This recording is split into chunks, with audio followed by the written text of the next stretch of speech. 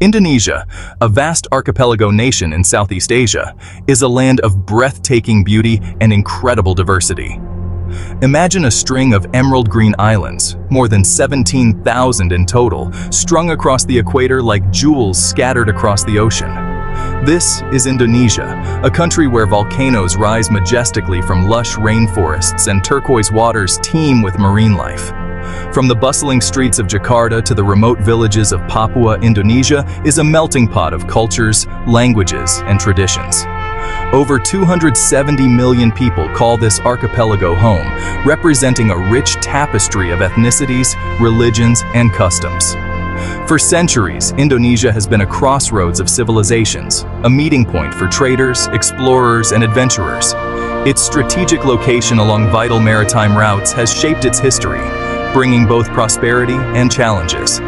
The Indonesian archipelago has witnessed the rise and fall of empires, the ebb and flow of trade, and the enduring spirit of its people. This is the story of Indonesia, a nation forged from a fascinating and complex past, now emerging as a significant player on the global stage. Long before European powers, Indonesia was home to powerful kingdoms with vast maritime empires. Srivijaya flourished from the 7th to the 13th centuries. Centered in Sumatra, Srivijaya controlled vital sea lanes and amassed wealth through trade. Majapahit, a Hindu-Buddhist empire, reached its zenith in the 14th century. Based in eastern Java, Majapahit united diverse islands and cultures. Majapahit's legacy is evident in the magnificent temples and monuments that still stand today. These ancient kingdoms shaped Indonesia's cultural landscape and future as a regional power. Indonesia's strategic location and abundant natural resources, particularly spices, have long made it a hub for global trade. Spices such as cloves, nutmeg, and mace, native to the Maluku Islands, known as the Spice Islands, were highly prized in Europe and the Middle East, where they were used for flavoring food, preserving meat, and creating perfumes and medicines. The demand for these exotic spices was insatiable, driving European explorers to seek new sea routes to the east.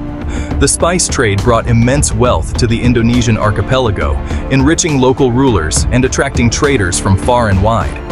The arrival of European traders in the 16th century marked a turning point in Indonesia's history.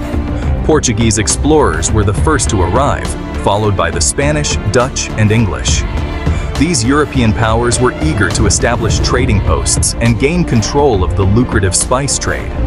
The competition for spices led to fierce rivalries and conflicts as European powers vied for dominance in the region.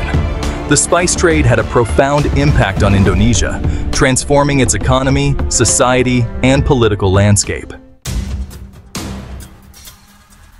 In the 17th century, the Dutch East India Company, VOC, a powerful trading company chartered by the Dutch government, established a dominant presence in the Indonesian archipelago. The VOC's primary goal was to secure a monopoly over the spice trade, and it ruthlessly pursued this objective, using its military superiority to subdue local rulers and crush competition. The VOC established its headquarters in Batavia, present-day Jakarta, which became the center of its vast trading network. From this strategic outpost, the VOC controlled the flow of spices and other valuable commodities from the East Indies to Europe. The VOC's rule was marked by exploitation and brutality. The company forced local farmers to grow cash crops like coffee and sugar, neglecting traditional food production and leading to widespread hardship. The VOC also imposed heavy taxes and enforced its will through a system of forced labor and military coercion.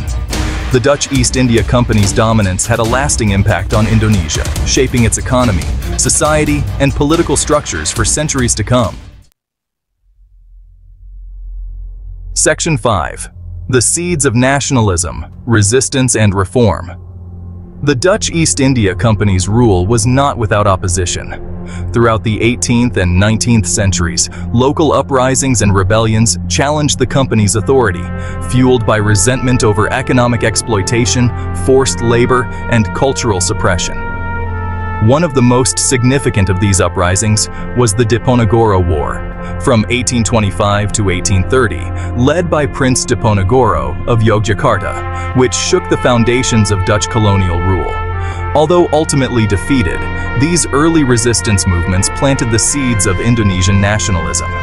In the late 19th and early 20th centuries, a new generation of Indonesian intellectuals and activists emerged, inspired by nationalist movements sweeping across Asia. These nationalists advocated for greater autonomy from Dutch rule and promoted the idea of a unified Indonesian nation. They formed organizations, published newspapers, and established schools to spread nationalist ideas and mobilize the population. The Dutch colonial government responded with repression, attempting to suppress nationalist sentiment through censorship, imprisonment, and exile. However, the seeds of Indonesian nationalism had been sown, and the demand for independence continued to grow. Section 6. The Dawn of Independence, Sukarno and the Birth of a Nation. The Japanese occupation from 1942 to 1945 weakened Dutch rule, creating a power vacuum.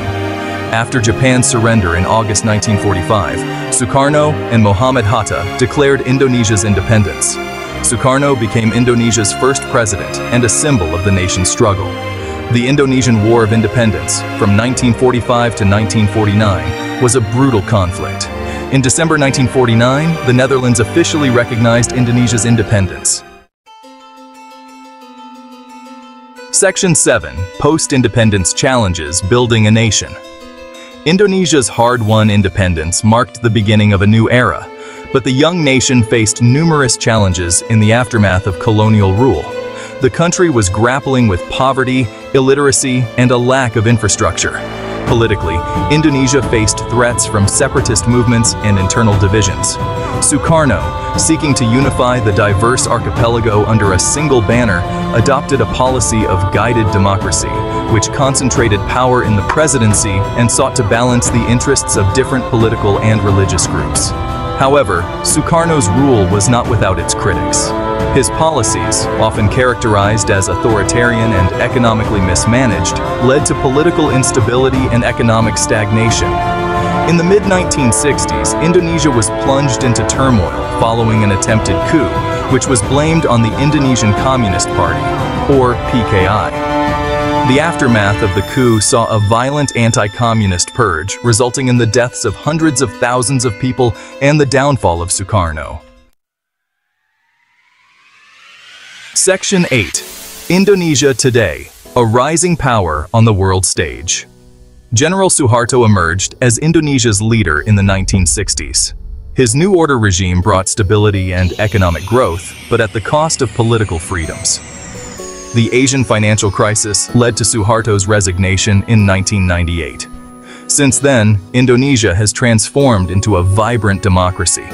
Economically, it has become a major player in Southeast Asia.